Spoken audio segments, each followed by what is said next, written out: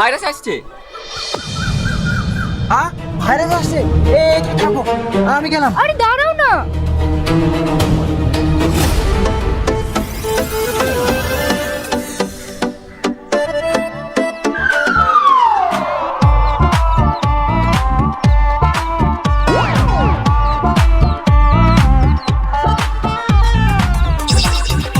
লুকিয়ে কোনো লাভ হবে না, আমি সব দেখে ফেলেছি। সত্যি এদের কোনো স্বপ্ন নেই, এরা কেউ ডাক্তার হবে না।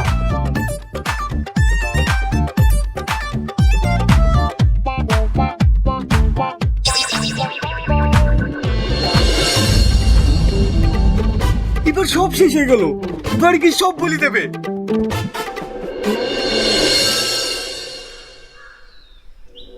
কাকু,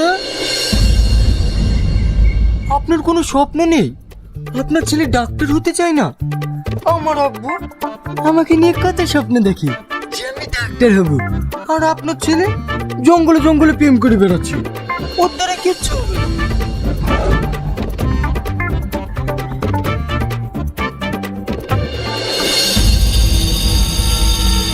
এই এসব কি শুনছি আমি? তুই বলি স্কুলে পড়াশোনা বাদ দিয়ে প্রেম করে বেড়াচ্ছিস? কই না তো। তা তো মানে তোকে মেরে ফেলবো। বল, এত কষ্ট করে তোকে পড়াশোনা করাচ্ছি আর তুই প্রেম করে বেড়াচ্ছিস? মারেন কাকু, মারেন। আপনার ছেলেকে ডাক্তার বানাতে হবে না? আসি কাকু।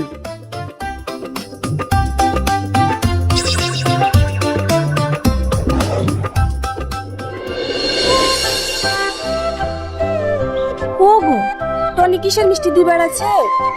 শোনোনি নাকি ওর ছেলে চাকরি পেয়েছে, নাসায় চাকরি করবে। ও ছোড়ার কপালটা সত্যি ভালো, মাসে 3 লাখ টাকা বেতন। কে বিজ্ঞানী হলে আব্বা? ওই পাড়া রোহন। 20 লাখ টাকা বেতন? হ্যাঁ। আমিও বিজ্ঞানী হব আব্বা। কেন? তুমি তো ডাক্তার হবা। আমি ডক্টর হব না, আমি বিজ্ঞানী হব। আচ্ছা ঠিক আছে, মন দিয়ে পড়াশোনা করো, তুমি তো আমাদের গর্ব। ঠিক আছে আব্বা। ওগো, খোকাকে খেতে দাও। হ্যাঁ।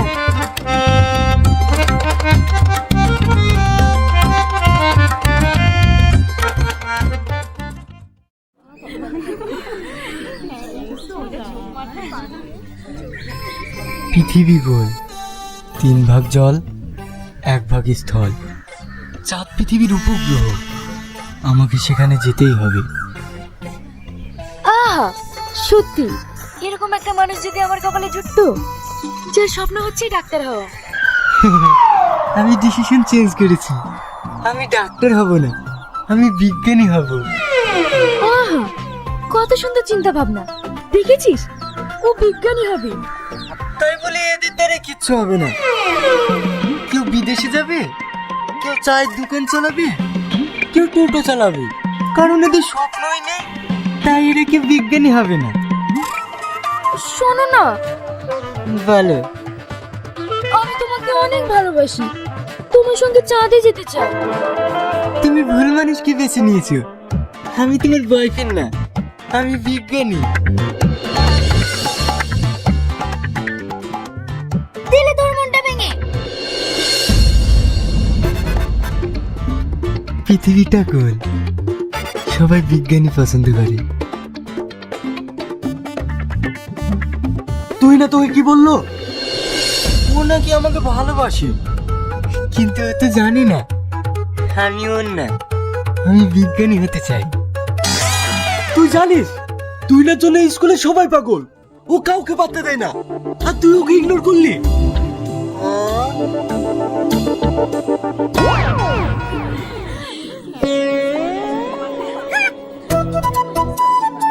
শোনা,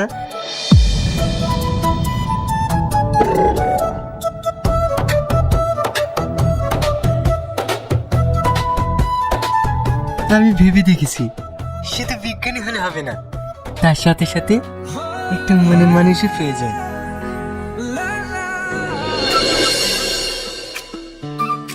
তুমি মোর কবিতা, তুমি মোর চাঁদের হাসি, তোমার শুধুই থাকিব বাধা, তোমায় আমি ভালোবাসি। পারছি না। আজকে আমি অনেক খুশি, অনেক খুশি। খুশি তো হবেই, কারণ তোমার কপালটা অনেক ভালো, তাই তুমি বিজ্ঞানী পেয়েছো। তাই বলি এদের কপালটা ভালো না, এদের রাজমিস্ত্রি ছাড়া কিছুই জুটবে না। আমি আসি।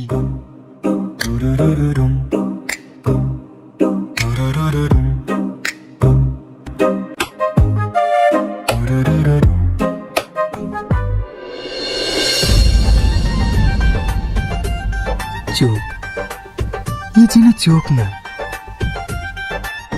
ভারত মহাসাগরের মতো গভীর।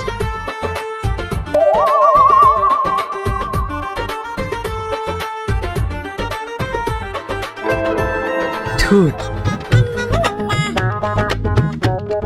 300 পাই সূর্যের আলোয়, রাত শোভা পাই জ্যোৎস্নায়,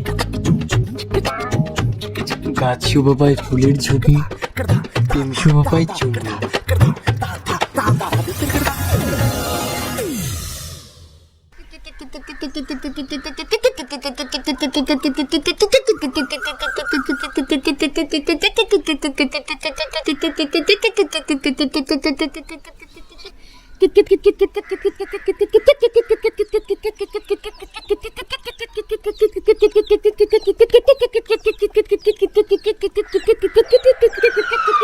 তোমরা আমার তুতা পাখিকে দেখেছো? ময়না পাখি, কাকাতুয়া, সোনার হরিণ। এই কাকে খুঁজছে? আমি তখন এতটাও ছোট না যে কিছুই বুঝি না, আবার এতটা বড় না যে সব কিছু বুঝে একাকার করে ফেলেছি। পড়তাম ক্লাস 4-এ কি 5-এ। থাকতাম চট্টগ্রামের দেওয়ানহাটে। আমাদের বাসা ছিল 5 তলা। খুব ছোটবেলা থেকে ওইখানেই থাকতাম আমরা। দেওয়ানহাট যে জায়গাটি আমরা থাকতাম, ওই এলাকাতে অনেক আগে একটা বিশাল দিঘি ছিল বলে লোক মুখে শুনেছি। চট্টগ্রামের মানুষরা অনেকে কথা জেনে থাকবেন, তবে সেটা কোনো সমস্যাই ছিল না। এই এলাকায় প্রচুর ঘনবসতিপূর্ণ এলাকা। এবার মূল ঘটনায় আসি। আমাদের ছিল 2 বেডের বাসা। এক বেড আব্বু আম্মু, আর আরেকটাতে থাকতো আমার আপু আর আমার ছোট খালা। আমি ছিলাম পরিবারের সবচাইতে ছোট মানুষ, তাই আমাকে থাকতে হতো ড্রয়িং রুমের ডিভানে বিছানা করে। একবার গরমকালে আমার জানালা খুলে ঘুমাচ্ছি, আমার রুমে ছিল একটা ডিম লাইট, নীল রঙের। হঠাৎ রাত 2টা কি 3টা এমন সময় ঘুম ভেঙে যায়। সময়ের ব্যাপারটা আমার কাছে তখন সেই অবস্থায় গুরুত্বপূর্ণ ছিল না, তাই খেয়াল করে রাখিনি। আমার ঘুম থেকে উঠে দেখলাম সোফার উপরে একজন মহিলা শুয়ে আছে, চুল আঁচড়াচ্ছে। মহিলার বর্ণনা মোটামুটি এরকম, চেহারা স্পষ্ট নয়, চুলগুলো লম্বা, আঁচড়ানোর সময় চুলটা সোফা থেকে নিচ পর্যন্ত ঠেকেছিল। শুয়েছিলাম সোজা হয়ে, একপাশে চুল ছড়ানো, যেখানে বসলে পা থাকে। ফ্যানের বাতাসে কিছু চুল বাতাসে উঠছে। পরনে নীল রঙের শাড়ি। আমি এসব ব্যাপার লক্ষ্য করলাম বলতে এটা এমনি নজর চলে আসে। আমি ব্যাপারটা নিয়ে কোনো প্রকার বিচলিত হয়নি এই মুহূর্তে, কারণ ঠিক সেই মুহূর্তে আমার মনে হয়েছিল এটা আমার খালামণি। রাতের বেলায় হয়তো ঘুম আসছে না, তাই আমার রুম এসে শুয়ে আছে। আমার একটা অভ্যাস বা বদ অভ্যাস বলতে পারেন, সেটা হলো রাত্রে ঘুম ভাঙলে আমি ওয়াশরুমে গিয়ে হালকা ফ্রেশ হয়ে আসতাম। তো আমি মহিলার দিকে নজর না দিয়েই আমি আমার কাজ করতে চলে গেলাম এবং ফ্রিজ থেকে ঠান্ডা পানি বের করে খেয়ে সে বোতলটা আলসেমি করে ফ্রিজে না রেখেছিলাম ফ্রিজের পাশের টেবিলে। পানি খেয়ে আমি আমার রুমে ঘুমাতে চলে এসেছি। তখনও ওই জিনিসটা চুল আঁচড়াচ্ছিল। আমার মাথা তখন কিছুই খেলা করিনি।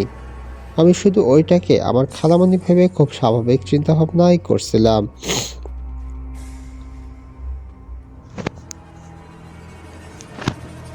রুমে ঢুকে খুব স্বাভাবিকই জিজ্ঞাসা করলাম, আপনি এখানে কি করেন? উনিও খুব স্বাভাবিকভাবে তবে অনেক ক্ষীণ কণ্ঠে বললেন, কিছু না, এমনই শুয়ে আছি। আমি কণ্ঠের ব্যাপারটা পাত্তাই দিলাম না, কারণ তখন আমার প্রচণ্ড ঘুম পাচ্ছিল। আমি ঘুমাতে গেলাম। খুব ভোরে আমারও ঘুম ভাঙল সেদিন, এবং সাথে সাথেই মাথার মাঝে ঝড়ের বেগে কিছু ব্যাপার খেলা গেল। সেগুলো বলার আগেই পাঠকদের কিছু কথা জানা প্রয়োজন। তা হলো, আমার বাসার চারিপাশে ছিল অনেক লোহার কারখানা, তাই খুব সকাল সকাল সেখানে কাজ শুরু হয়ে যেত। আর আমার রুমটা বারান্দায় থাকাতে সকালে এই আওয়াজে ঘুম ঘামতে আমাকে ঘুম ভেঙে যেত। তাই আমি আমার রুমের দরজা ভিতর থেকে বন্ধ করেই ঘুমাতাম, যেটা সেদিনও করেছিলাম। এবং ঠিক তখনই মনে পড়ল যে আমি আমার রুমের দরজা খুলে রাত্রে ওয়াশরুমে গিয়েছিলাম এবং এসে ঘুমানোর আগে সেই দরজা বন্ধ করেই ঘুমিয়েছিলাম। কিন্তু এই ব্যাপারগুলো ওই সময় আমার মাথায় কিছুই আসেনি। আমি সাথে সাথে সোফার দিকে তাকালাম, কেউ নেই। সাথে সাথে উঠলাম, দরজা বন্ধ করাই আছে। ভাবলাম রাত্রে আমি হয়তো স্বপ্ন দেখেছি। তখন আমার ঘরে কেউ ঘুম থেকে ওঠেনি। আমি তাড়াতাড়ি স্বপ্নের ব্যাপারটা নিশ্চিত হওয়ার জন্য ফ্রিজের কাছে গেলাম। পানির বোতলটার কথা খেয়াল ছিল। বোতলটা সেখানে যে অবস্থায় ছিল রাত্রে, সেই অবস্থায় এখনও সেখানে রয়েছে। আম্মুকে ডেকে তুললাম। ভয়ে চিৎকার শুনে খালাম্মা উঠে গেল। আম্মুকে ঘটনা বলেছিলাম আর খালা আমার সামনে এলো। তখন মনে পড়ল আমার খালামণির চুল ঘাড় পর্যন্ত। সেটা কখনোই সোফার উপর থেকে এত নিচে যাবে না। আমি আরও বেশি ভয় পেয়ে গেলাম। আম্মু আমার পুরো কথা শুনে দৌড়ে আমার রুমে চলে গেল। সোফার পাশে পড়ে থাকতে দেখল একটা খুব স্মরণীয় চিরুনি, যেটা আমাদের ঘরের নয়। ঘরের দরজা জানালা সবই পরখ করে দেখল, সবই স্বাভাবিক, ভিতর থেকে আটকানো। দিনটি ছিল সোমবার। দিনটির কথা বললাম কারণ ঠিক এই দিনে আমার জীবনে সেই রুমে আরও অনেক ঘটনা ঘটেছে, যা আমি ভবিষ্যতে শেয়ার করব সময় পেলে।